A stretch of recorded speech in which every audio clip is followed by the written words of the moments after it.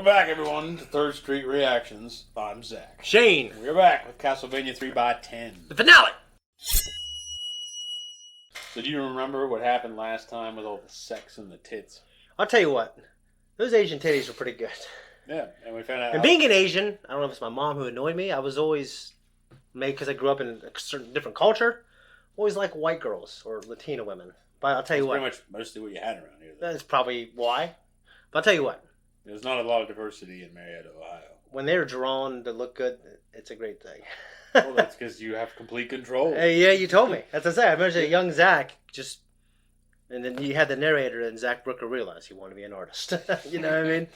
And yeah, we had Alucard. We found out he's bisexual and everything. Yes. With the Orient. Oh, yeah, you can't say Oriental. The Asians. Yeah. Oh, Jesus. The Japanese people. Yeah.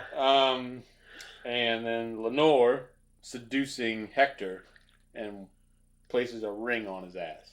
Yeah, and he said... Not on his ass, literally. Yeah, on his finger. I'm sure the binding spell that it showed going all over his body somehow clamped down on him. She's like, now he's buttocks. Bound to be loyal to her, from what I understand, and if not, maybe with threat of great pain or death even. There you go. They made the attack on the Priory. Mm-hmm. And they opened up the portal via the night creature they had. Yes. And these archangel-looking demons came out and were fighting our gang. And that's where we're at. I'll tell you what, there are some really amazing Stephen King books. And the man's a prolific writer. Oh, for sure. And I actually haven't... In terms of prolific writers in our time, he's probably number one. He's written... He has to be number one. He has to be, probably, right? Yeah, because Tolkien was probably his in his time. Yeah, I mean, in terms of... I don't know, though, because it's really, there's not been... Tolkien didn't crank out as much work. He condensed something that was so great and lasting. And dense, and created languages for it and history. So it was something that was powerful and lasting. So it was still quality over quantity. Yeah. But... It's like a mythology. King is quality and quantity. Exactly. So he's like a Jack Kirby of novelists. He's a guy that can just crank out material. He doesn't create incredibly dense mythologies, kind of like J.K. Rowling did with Harry Potter, or even... He's done a little bit of it. The Gunslinger. Oh, you're right. The Watchtower? Dark Tower. Okay. I heard those were great. Yeah. I haven't read those. You know what's funny is I've read a few obscure ones that I don't think there's been movies made of them, but I haven't. And I've read Green Mile. Yeah. And that's really good. I haven't read The Body, which is based off my favorite, like one of my favorite movies ever, Stand By Me. Well, I'll definitely say that there's one book of his I will never read, and it's The Shining, because I don't want it to ruin my experience of the film. How would it ruin it? Because I don't want to... I have the tendency to go back on the source material and lend it credence. So you're afraid you might think it's better? Yeah. Well, then I do not want to take that away from Jack Nicholson. You won't be taking anything away from him. Yes, I will. He liked the book. Maybe so. Yeah. But so if he came and you said, Zach, read the book. Yeah, I can't do it, Jack. That's what you tell. Sorry, Jack. I'm doing it for you. Anyways, no, I am so glad that we're watching the show. I've been wanting to watch it forever. Guys, if you want to support us, jump on our Patreon. You can see the full length, and you can see the next 2 episodes on Early Access. Go there now. I'm going to give up and live in a ghost town with a mad magician woman who would probably eat my eyes while I sleep.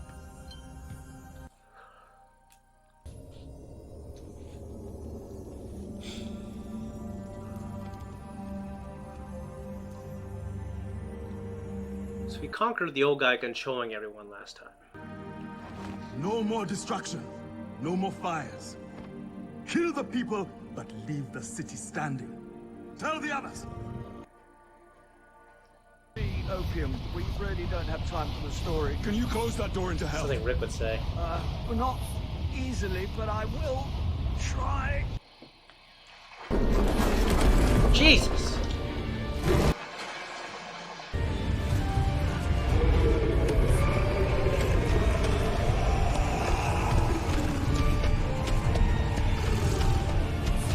The only thing Cthulhu, yeah. The only thing worse would be if its balls were hanging down.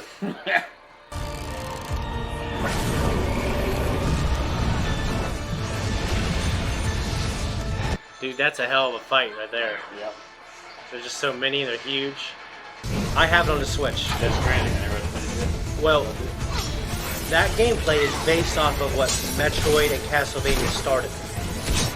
So, which are huge levels where you gotta... Yeah, it was fucking nuts. Yeah.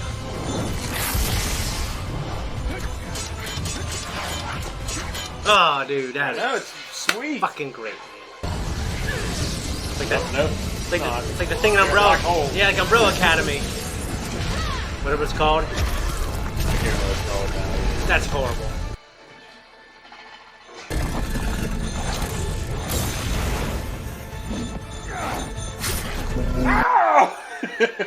Have to kill it several times over? And they say there's nothing fun to do in villages at night.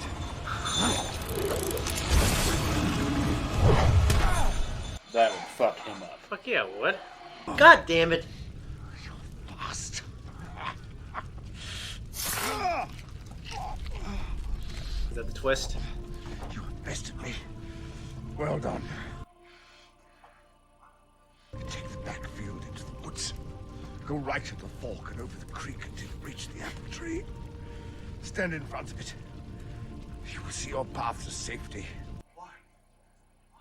All the shit gets in your blood and you die. Ugh. Yeah. Connect! That goddamn, what are those things called in Breath of the Wild? Lionels? Yeah. The Lionels? They're tough. The fuck yeah, they are. Okay. Might be South Korean, but not sure. That was sweet. Yeah. I can't get hold of it! Damn it! Damn you!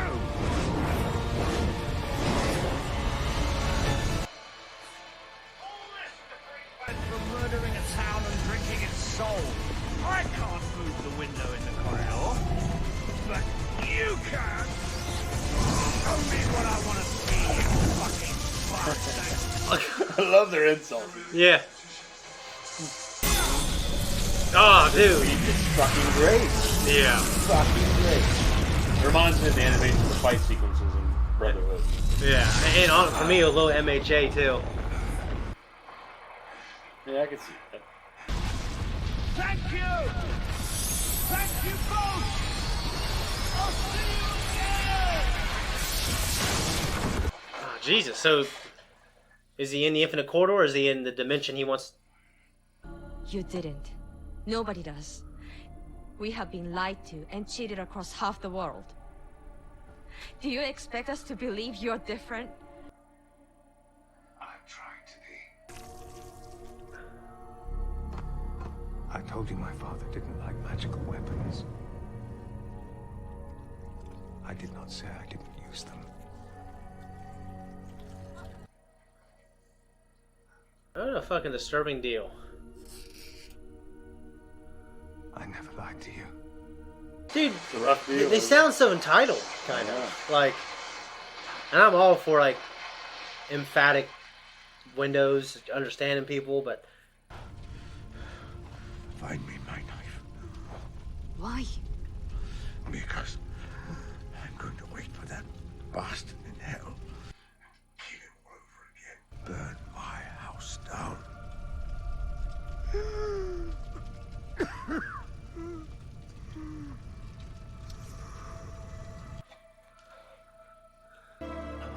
Wouldn't other people find it being that close to fucking village?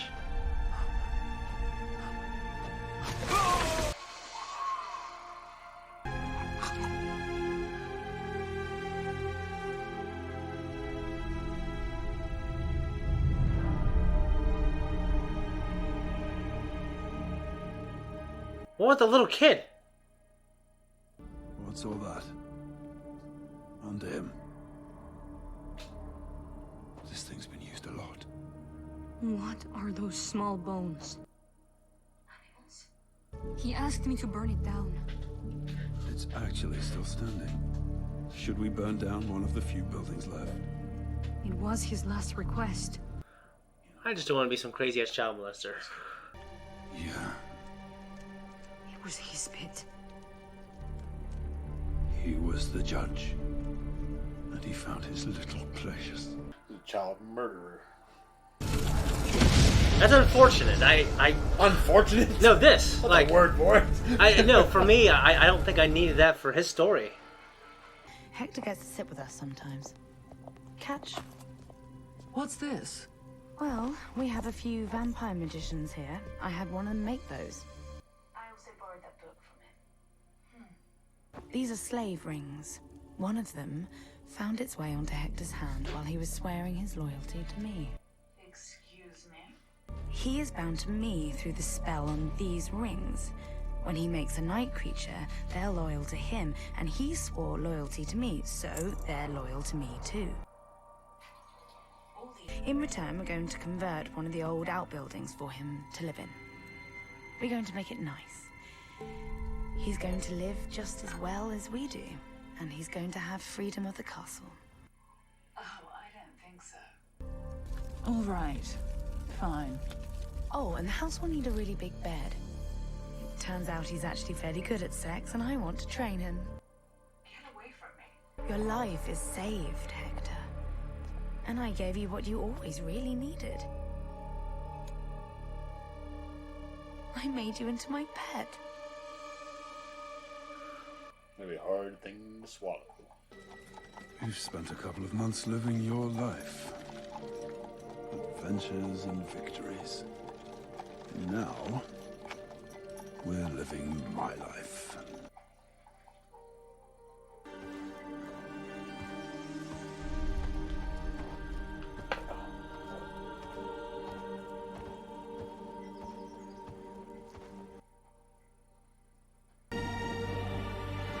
I'm sure he hasn't adopted the same This seemed philosophy. to work well enough. For dead old dad.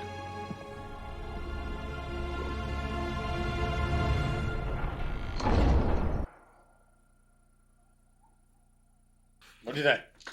That was a hell of a season and a hell of a finale. But of course, I have this feeling of emptiness, kind of. Yeah.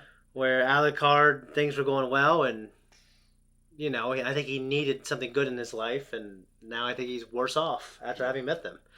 It's unfortunate. I really like his character. And of course, Trevor and Sypha, almost the same deal. You know what I mean? Mm-hmm. They went to this town. They were trying to help, and now everyone's dead, and that's pretty much it. Yeah, Except they helped Saint Germain. Yeah. Yeah, they helped Saint Germain, but I guess I'm just wondering where he went, what he's doing, and if we'll see him again. So, what did he need? I'm hoping it's something shitty, you know? Hope it's nothing shitty. Yeah, I hope it's nothing shitty. Yeah, I mean, it kind of broke my heart that Jason Isaacs' character was like the one thing that I probably hate more than anything. Yeah, he's a piece of shit. But Child murderer. Yeah, I guess the only thing worse is a child molester murderer. You know what I mean? Yeah. Yeah. It's like capitalizing on both horrors. So it just, I mean, I liked all the moments I had with him. It's just unfortunate that was who he was underneath, you know? So, but yeah. It's just so funny that he got Sala. Yeah. I killed him. Yeah. The fight at the end was great. I love the fight, and like you said, it's just the fighting when it's emotion is great. It's just really, I always said high frame rate, kind of. It's technically a low frame rate because it's jumping around, but it looks smooth. Like, there's a beauty to it. It's I wouldn't call it brisk. It does seem like it's kind of static at times. Yeah, it's almost it works so well. And I say in a compliment. It has like stop motion qualities. Yeah. It's like when things are in motion, you can see it in motion. You don't just see like a blur. Yeah. You know what I mean? Those fucking Asian siblings, they giving Asians like me a bad name. And I guess I do want to talk about them for a second because I feel like, yeah, they feel a little entitled. Like they wanted something and they didn't get it. Like everyone else. So did you kill all them too? Did you deceive all them to get to here? Yeah. Why do you think you deserve this guy's secrets and to be able to move his castle? And you know what I mean? Yep. I'm not a fan of entitlement. I never have been. I don't like it. Yeah. Something about it just. Oh yeah, I think it's a bad quality. Yeah. And to me, they reeked of it when they were talking that junk. You know what I mean? Mm-hmm. I was just trying to understand it and get in their head. I go, okay, well maybe but like I didn't have enough time with them to feel bad for them at all. Yeah. And I know Alucard had a terrible life, so yeah, and he's lived a longer life. Well, maybe not, but he will. You know what I mean? Yeah. So I mean, it surprised me. I really I was so disappointed in both like the outcomes, but I love the story. Like, I'm not disappointed with the writing. What did you think of Hector, Lenore, and Carmilla, and Striga, and so the reason why it surprised me is because in the previous or 2 episodes ago, they said, you know, they're afraid that Lenore is going to fall in love with him, and she's making him his pet. They didn't know what she was doing either, and just verified it. Mm-hmm. She had her own little plot, and I don't know. The only thing I can hold out hope for her is that maybe she thought she was doing the right thing for both people. Yeah. But she's obviously treating him like a pet, which isn't really worse than just being a shitty slave, like how he was and how he was probably going to have to be. This is probably a better situation with him, but it's just dirty. It feels disgusting. Yeah. Because he was either going to, other than death, he was either going to have to live in that shitty little cell and have to execute Carmelo's will while trying to plot, you know what I mean? Mm-hmm. But now he's going to execute the will anyways, but he gets to have sex with a girl who looks pretty good, even though she's a vampire, and live like them. Live rich, kind of like the I really wonder though. Kind of like the master slave. Like he would be elevated to a position where he'd have his own slaves, and he'd tell all the other slaves what to do. Kind of like Samuel Jackson's character in Django Unchained, like Uncle Tom's or whatever. Yeah, like an Uncle Tom. Okay. Or which is funny. Our buddy Tom, you know, he's been called an Uncle Tom because of just his belief system. Does he have any nephews? Oh, that's a good point. That he's not an uncle. There you go. But he's just a Tom. Yeah, he's just a Tom. I'm thinking. No, but anyway, she. It feels really dirty, but like, it's like one of those things to where it is a better situation. But I think because we were on the ride with him, wondering her motivation, and like, I was hoping for, that she was gonna make I was hoping she was gonna be a better person. Yeah. And she's not as bad as the other ones, even though I think really extreme modernists would say, no, she's worse because of this. I don't think she's worse. She's definitely not. Because she could have not given a shit about him at all. Yes, I think she wants to complete her goals, but I think there was a way to do that and not give him anything and take away more. Yeah. So, I'm so subverted now because I didn't think it was going to happen the way it's happened. So now I'm really wondering what's going to happen, because I really think that it's like one of those things where he has to fucking violently kill her in the end. It's got to be much worse. I don't know. Maybe he'll fall in love with her, or maybe it'll be like, I can't remember what it's called, Lawrence Nightingale. I can't remember what it is when you fall in love with your captor, where you start to empathize and you start to believe their motivations and Stockholm syndrome. Yeah, you start to believe their motivations and their goals are right and true. That because David Hayter said it in the first Metal Gear game. No, not the first Metal Gear game, but Metal Gear Solid. Metal Gear Solid, yeah. Sounds like Stockholm syndrome. Yeah. So I don't know. I'm really invested in his storyline even more, and Isaac, I'm currently not as invested in his, but I do like his character quite a bit, and he's had a really interesting journey, just meeting all these really cool people. I'm wondering, you need to explain to me a little better. Why does he want to kill other people but leave the town whole? Why not let the people live? He said it. He literally said it. He said someone might find it today or make it a monument. They might repopulate it, but essentially, like they'd be left in desolation because of what had transpired there. Yeah. As a warning, like a monument. Okay. To things, or maybe a monument, maybe even to his power. Okay. But the prior example is maybe it could be repopulated, but he's killing all the people in the town. If you remember, there are no people left. They were all enslaved to the wizard. Okay. So that was my next question. Are there any other real people left? The only person left was the witch.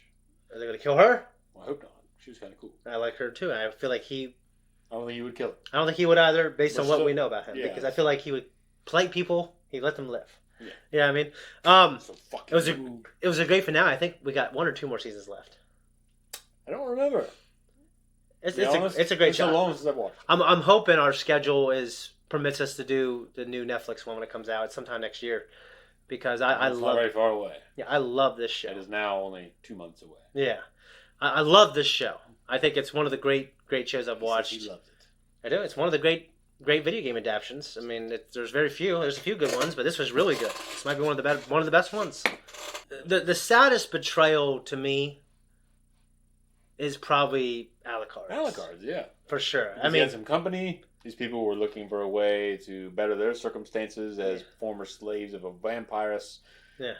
But they were impatient, they were petulant, and they were entitled. Yeah. And they ended up turning around and seducing him and taking advantage of him in his own bed. Yeah, if you would have showed me like a little bit of their backstory, like maybe they have a little brother who's getting anal raped by a vampire, maybe I'd feel a little different.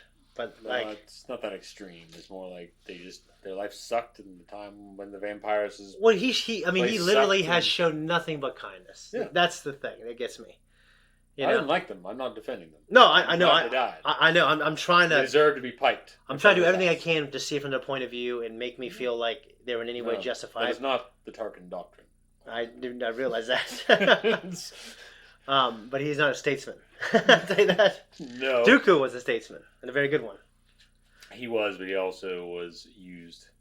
He was as much a statesman as Fuhrer Bradley was. They both had their part to play. Well, I can't remember too much about... Fuhrer Bradley was he basically was chosen by the military establishment and Father. So he was given all that power to execute Father's will. Okay. And Dooku was given all that power. It's not a terrible deal, Father. No, but my point is that it's not just because they're great statesmen. They're good at what they do, but... I think they're great statesmen, therefore they were given that power. Well, you have to realize they're also serving someone else's ambitions and not their own. Yeah, I think but a good statesman would do that for the country he's representing, or If they were, but they weren't. Yeah. So, both of them were deceiving both of their nations. Dooku was falsely representing the separatist states and luring them into a war that only benefited Palpatine. Oh, okay. And Bradley was luring his country and destroying everyone around it just to take all of their souls. I got nothing. No, there is nothing. No, I can't argue that. But I'm just saying they still... Tarkin at least believed what he was doing was right. They still feel like good statesmen when I look at them on a surface level. Tarkin was wrong, but he believed what he was doing was right. Yeah. But so did Hitler. Hitler was an idiot. Alright, thanks everyone for tuning in here. If you like what we do, like and subscribe to find the link tree with all the other shit that I don't have to say on here on it. You can like and you can subscribe and you can thank you and you can comment down below, and you don't have to. You can even troll us and you can throw in there with whatever you support in your life. I don't care. Hey, Betty, bro. Alright, so